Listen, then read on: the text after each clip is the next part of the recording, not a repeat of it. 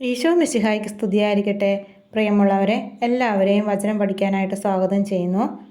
ഈ ആഴ്ച പഠിച്ചുകൊണ്ടിരിക്കുന്ന എല്ലാ വചനങ്ങളും ആദ്യം തന്നെ നമുക്ക് ഒന്നുകൂടി ഓർത്ത് നോക്കാം. സങ്കീർത്തനം 37:7 കർത്താവിൻ്റെ മുമ്പിൽ സ്വസ്ഥനായിരിക്കുക, ക്ഷമാപൂർവം അവിടുത്തെ കാത്തിരിക്കുക.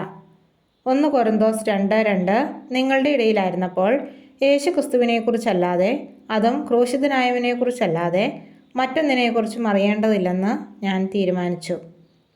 ലേവ്യർ 25:18 നിങ്ങൾ എൻ്റെ നിയമങ്ങളും കൽപ്പനകളും അനുസരിക്കുകയും അനുഷ്ഠിക്കുകയും ചെയ്യുക, എങ്കിൽ ദേശത്ത് നിങ്ങൾ സുരക്ഷിതരായിരിക്കും. ഇനി നമുക്ക് ഇന്നത്തെ വചനം നോക്കാം. യോഹന്നാൻ 15:7 നിങ്ങൾ എന്നിൽ വസിക്കുകയും എൻ്റെ വാക്കുകൾ നിങ്ങളിൽ നിലനിൽക്കുകയും ചെയ്യുന്നെങ്കിൽ ഇഷ്ടമുള്ളത് ചോദിച്ചു കൊള്ളുക, നിങ്ങൾക്ക് ലഭിക്കും. ഈ വചനം 3 പ്രാവശ്യം ഏറ്റു പറഞ്ഞ് പഠിക്കാം.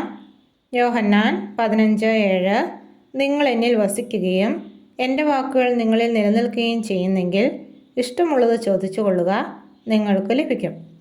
യോഹന്നാൻ 15:7 നിങ്ങൾ എന്നിൽ വസിക്കുകയും എൻ്റെ വാക്കുകൾ നിങ്ങളിൽ നിലനിൽക്കുകയും ചെയ്യുന്നെങ്കിൽ ഇഷ്ടമുള്ളത് ചോദിച്ചു കൊള്ളുക, നിങ്ങൾക്ക് ലഭിക്കും.